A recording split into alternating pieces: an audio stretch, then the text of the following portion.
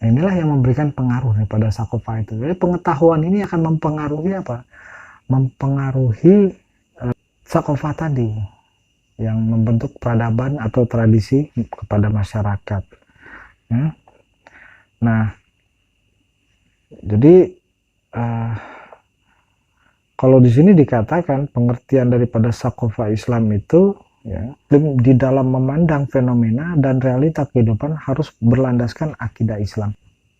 Sakofah yang diwajibkan oleh kita yang digambarkan di dalam buku ini dikatakan bahwa kewajiban itu adalah membina diri dengan apa? Dengan sakofah Islamnya tadi.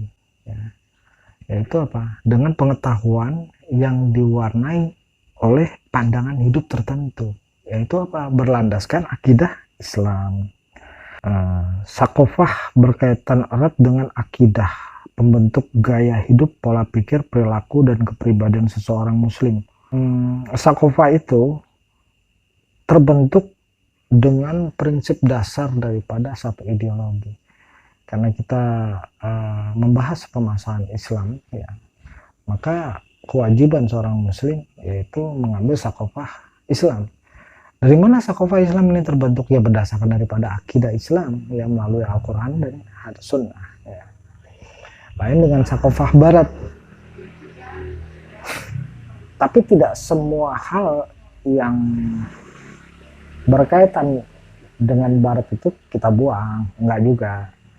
Selama hal itu berkaitan dengan materi mungkin bisa kita ambil. Seperti misalnya komputer, ya kan, senjata, kemajuan teknologi. Ya mempelajari sakofah yang lain sih boleh saja, tapi asal jangan dijadikan satu prinsip kehidupan. Seperti misalnya kita memahami sakofah Barat, ya boleh-boleh saja. Ya. Sakofah orang-orang kafir itu boleh-boleh saja. Tapi jangan dijadikan keyakinan. Ya.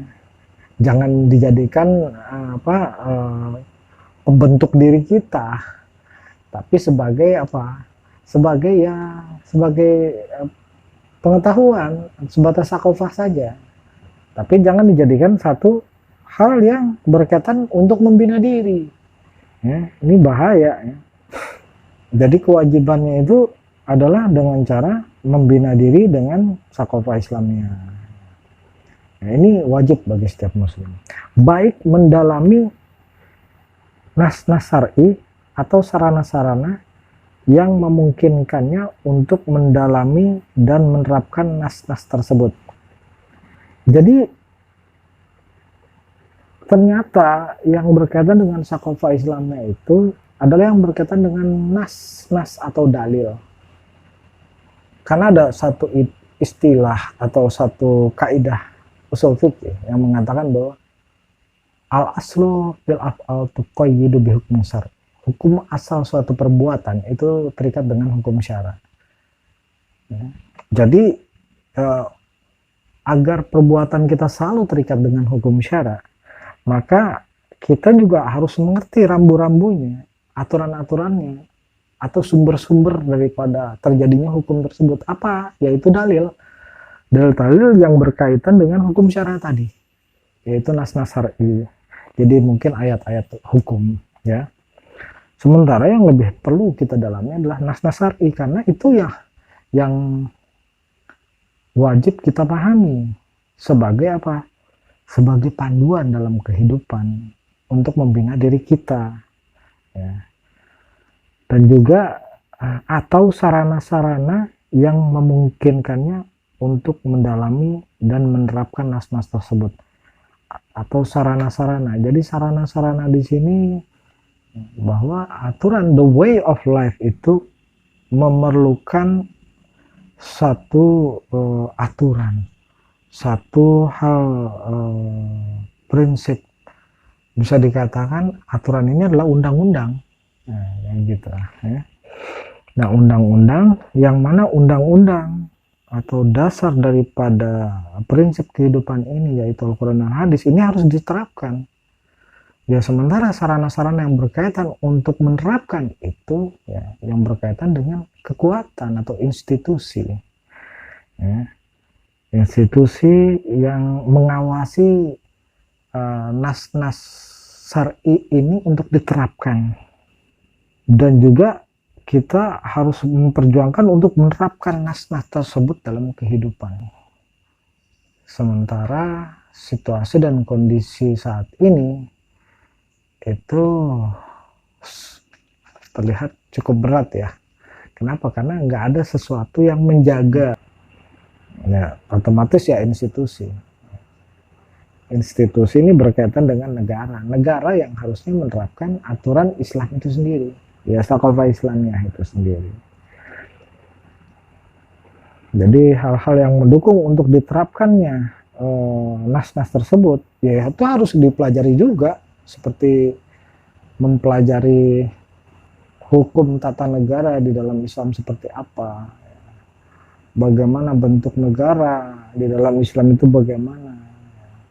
Terus apa sih yang ditunjuk oleh Rasulullah itu bentuk sistem negara seperti apa, kan gitu ya. Nah ini kita harus paham gitu. Jadi di sini dikatakan untuk menerapkan semua itu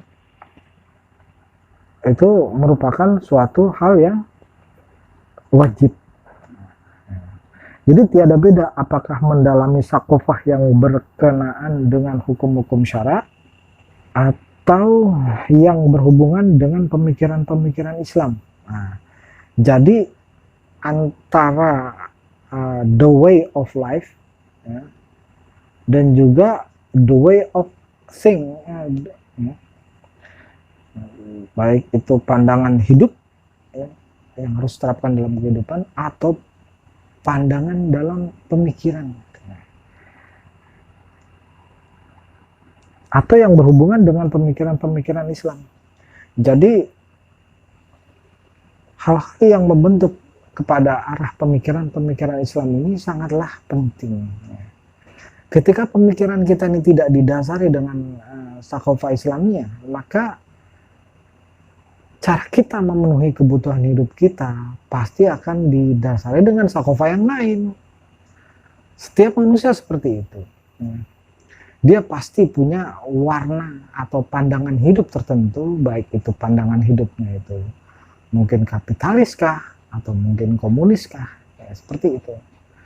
Atau ya sebagai seorang muslim ya hendaknya kita harus menjadikan Thaqafah Islamiyah itu sebagai pijakan dalam kehidupan ya.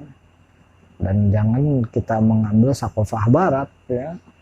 Nah, ini yang sangat berbahaya kalau kita tidak hati-hati ya, kita bisa terjebak ke dalam kesesatan. Nah di sini sebenarnya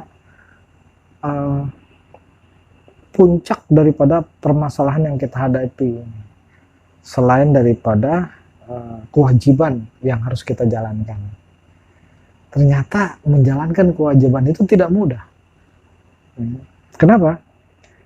Di sini kita lihat bait berikutnya. Coba saya bacakan ya.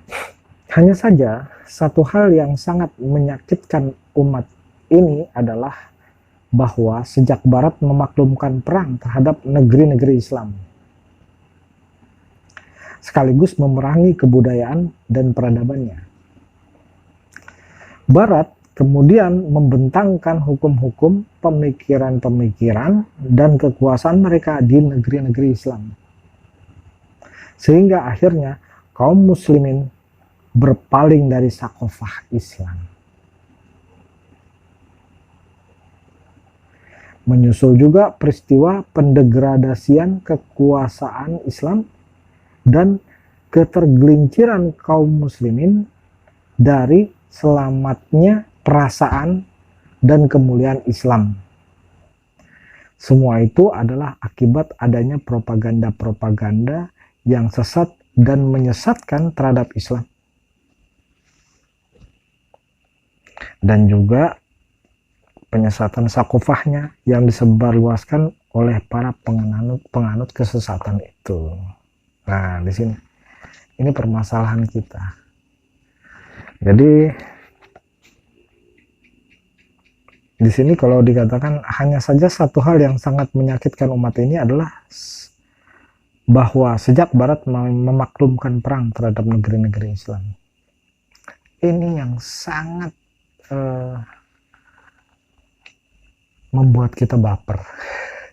Ya, saat ini benar-benar menyakitkan hati sekali.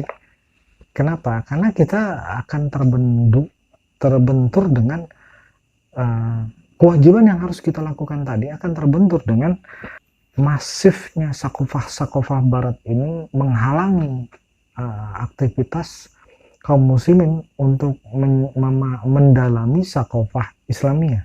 Dibenturkan dengan akan diperangi bahkan oleh barat ya. Jadi mulai dengan perang terhadap negeri-negeri Islam ya, dibantai kaum muslimin. Selain itu juga dia memerangi kebudayaan dan peradaban kita, yaitu sakofah kita tadi ya. Dirubahlah sakofah kita yang biasanya pakai hijab dibuka ya. Yang biasanya kita belajar itu dengan dasar yang berkaitan dengan pembenaran atau penelitian yang bersifat memiliki referensi, tetapi kembali kepada dugaan, penelitian-penelitian yang berdasarkan asumsi, sehingga semakin jauh daripada kebenaran itu sendiri, bahkan bisa dikatakan mimpi yang jauh daripada hakikat fitrah manusia itu sendiri ya. Jadi kebudayaan yang agung, kebudayaan yang tinggi, dan juga peradaban yang mulia daripada Islam itu semuanya diperangi oleh barat